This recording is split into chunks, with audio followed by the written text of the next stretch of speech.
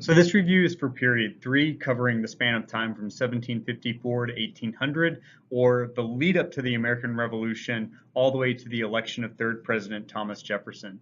As always, these period reviews are not necessarily comprehensive, but they should cover all the basic information that you need to know in order to do well or at least pass the exam. So first, we have the road to revolution, or what's going to bring us to the American Revolution. The first important point is the French and Indian War between 1754 and 1763. Here at the end of it, Britain's victory forced France to relinquish its North American empire, and that opened up potential new land for settlement, as well as drove Britain pretty deeply into debt. So to pay back the cost of the war, Britain began to impose a series of new taxes on the colonies and abandoned that previous policy of salutary neglect, where they allowed the colonies to be relatively independent and free of government interference. Now, although much more land was theoretically opened up for settlement, the Proclamation of 1763 prevented this and became a point of contention for many colonists. The Proclamation of 1763 forbade British colonists from crossing west of the Appalachian Mountains, and the purpose of this, or drawing this proclamation line, was to avoid continued conflict between Native Americans and colonists who were migrating westward seeking inexpensive land. Again, this was resented by many colonists who felt that, at least in part, they had fought the war against the French in order to settle said land. The first major tax to anger the colonies was the Stamp Act in 1765. The purpose of this was to raise revenue through a direct tax on colonists' paper products. It required colonists to affix a stamp purchased from the British government to all official printed documents. This led to a rallying cry of no taxation without representation, because the colonists were being taxed without their consent because they had no representation in Parliament. Ultimately, the law is repealed after the colonists boycott British imports through a non-importation movement. It's important to note here, though, that with the repeal of the Stamp Act, Parliament also issues the Declaratory Act, which clearly states that Parliament has the authority to institute any taxes and pass any laws on behalf of the colonies, regardless of their lack of representation in Parliament. Next, we have the Coercive Acts, and this is Parliament's angry response to the Boston Tea Party, which was in opposition to, of course, the Tea Act. This law was designed to punish Massachusetts in general and Boston in particular. And Massachusetts lost many of its chartered rights, and the port of Boston was closed until the cost of the destroyed tea was repaid. And this also meant things like Boston was occupied by a regiment, excuse me, not a regiment, a garrison of quartered troops. The next important milestone is the publication of Thomas Paine's Common Sense in 1776. This was a political pamphlet that was widely circulated and was a strongly worded call for independence from Britain. It vigorously defended the idea of republicanism, or the idea that people should be represented in their government. And this helped overcome the loyalty that many colonists still felt for Britain and gave strength to the independence movement. That same year, the Second Continental Congress will issue the Declaration of Independence. This is written by Thomas Jefferson. It very clearly made use of the ideas of John Locke, the English philosopher who said that government's only responsibility was to protect people's natural rights. If it didn't do so, the government should be changed, or in this case, overthrown. The document accused King George III of being a tyrant and ultimately declared that the colonies were now an independent nation. This brings us, of course, to the Revolutionary War. And here we don't talk much about battles or troop movements so much as we want to understand the causes of the war, the two sides, and then the effects of the war itself. So reasons that the colonists supported the war included the belief among many that King George III was a tyrant. They also believed that Parliament wanted to control colonial affairs without the consent of colonists, hence why they were not allowing them representation in Parliament. So the colonies were, or rather colonists were supporting the war because many people wanted greater political participation and felt that they could create a new government that would provide for that. Finally, in the Northeast, particularly in Boston, many resented the quartering of or stationing of British troops in their homes. Next important point about the American Revolution is the French-American alliance that comes after the key Battle of Saratoga in 1777. So the Battle of Saratoga convinced the French government to declare war on Great Britain and to openly aid the American cause, because the Americans, when they win at Saratoga, seem to indicate that they have a chance of actually winning the war. And this is important because the French military and financial assistance played a decisive role in America winning the revolution. They likely would not have won without French help. Now, keep in mind that the primary motivation for the French was to weaken their imperial rival Britain, not to support republicanism or to promote the revolutionary ideals of the colonists. The war will officially end with the signing of the Treaty of Paris in 1783. This did a few things. First, it established America's new boundaries, which would be everything west to the Mississippi, north to the Great Lakes, and then south to Spanish Florida. America, in exchange for the recognition of their independence, agreed not to persecute loyalists or Tories who had supported the British government during the war, and Britain agreed to abandon its forts in the West, although ultimately it doesn't do that, and that's going to cause some problems moving forward.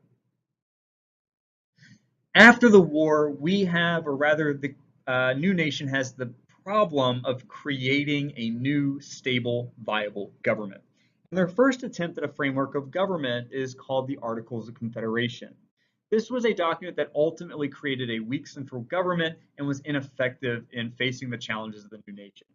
The writers of the Articles were wary of giving their new government the same powers that they had just denied to Parliament in the American Revolution. And as a result, the Articles created a weak national government that couldn't tax, that couldn't regulate interstate trade and commerce, etc. However, it was successful in passing both the Land Ordinance of 1785 and the Northwest Ordinance of 1787, which combined provided for the orderly creation of new states.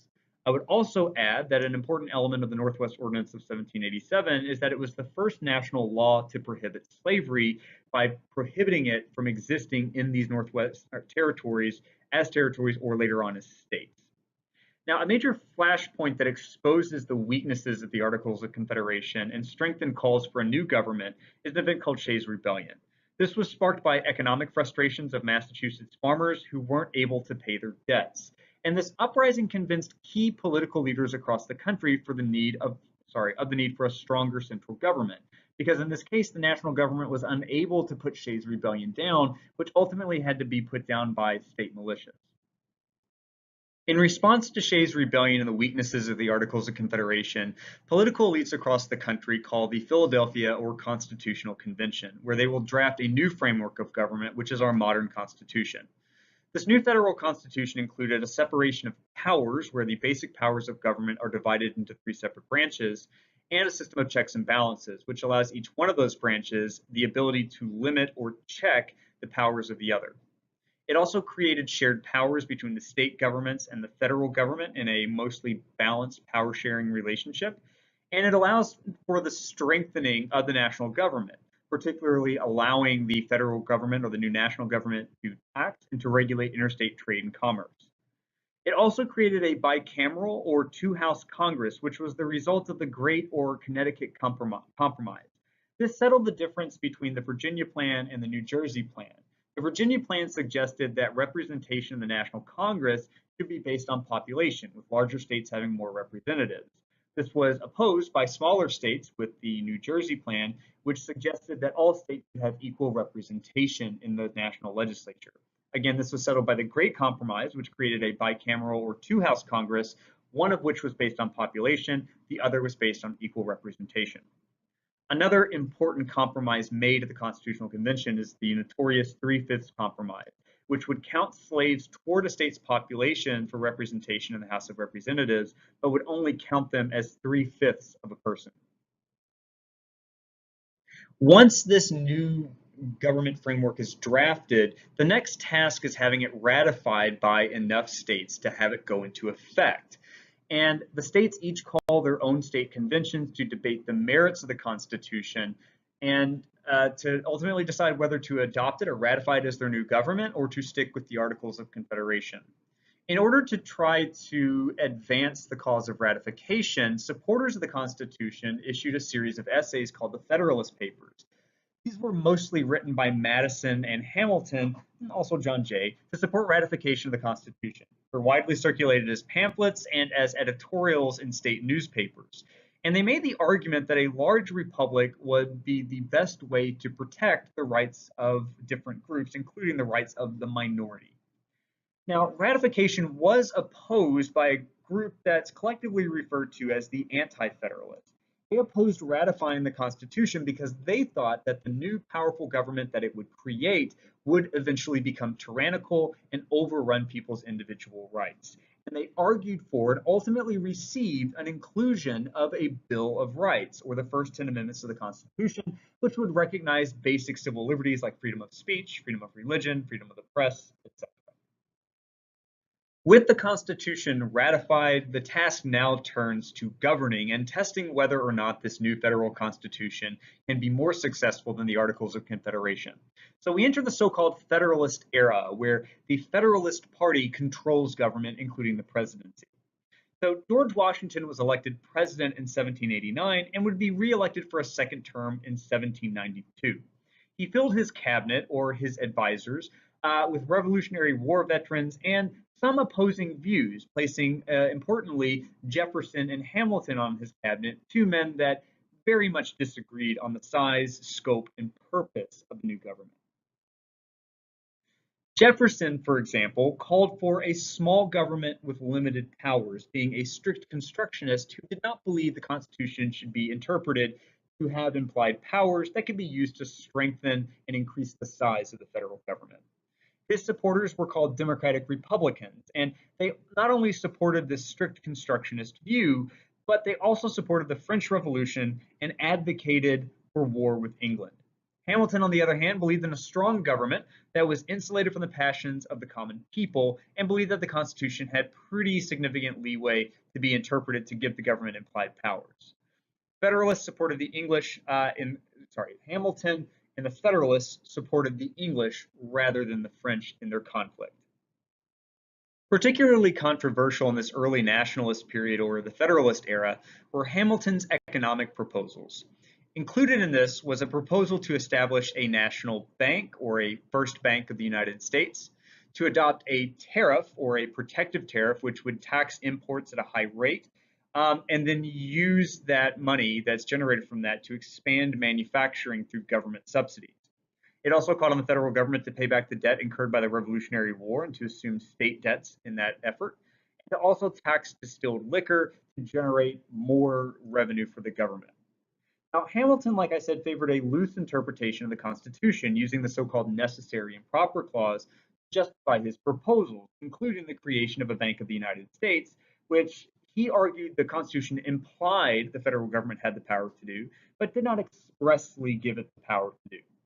Jefferson, on the other hand, favored a strict interpretation of the Constitution, believing that what the Constitution does not explicitly, in so many words, permit, it actually forbids. So like I said, first President George Washington served 2 terms, despite the likelihood that he could have gotten reelected to a 3rd term had he chosen to run. He stepped down to set a precedent of a 2-term presidency so that the presidency would not become a kind of de facto monarchy. But as he left office, he issued a farewell address that warned against the dangers of factions or political parties because he was alarmed at the emergence of the Federalist Party and the Democratic Republicans. But more importantly, he warned about the dangers of entangling alliances with other nations, urging America to maintain neutrality in foreign policy. And this is going to influence many later leaders to maintain this neutrality, especially throughout the 1800s. But on many occasions, US leaders have disregarded Washington's advice, especially later on in the 20th century. So, for example, President Wilson disregarded this and entered into an alliance to fight World War I. And his opponents quoted Washington to justify their opposition not only to engaging in World War I, but especially to oppose joining the League of Nations after World War I. Furthermore, during the 1930s, isolationists, or people that wanted to isolate the United States from global conflicts, particularly World War II, used Washington's farewell address to justify their support of neutrality. Finally, for period 3, we had the administration of second President John Adams, a Federalist who had been George Washington's vice president. He will only serve one term after being elected in 1796, and he will lose the 1800 election to his Democratic Republican opponent, Thomas Jefferson. But Adams is going to inherit many of those overseas problems between France and Britain, who are at war with one another, while we try to remain neutral and trade with both sides. In particular, he faces difficulty with France. In particular, in the XYZ affair, French agents demanded bribes before opening negotiations with American representatives. And this led to a poisoning of our relationship with France and, among some, calls for war. And this led to a naval quasi-war, undeclared trade war with France that raged for 2 years.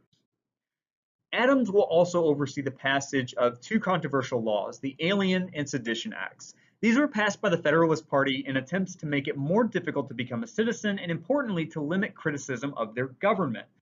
Jefferson and Madison responded to the Alien and Sedition Acts with the Kentucky and Virginia resolutions, which advocated the doctrine of nullification, or the idea that a state could disregard a federal law that they deemed to be unconstitutional. Adams' popularity will decline, and Jefferson will, like I say, win the election of 1800 in the so-called Revolution of 1800, and will end the Federalist control of government, turning it over to Democratic Republicans in a peaceful transfer of power.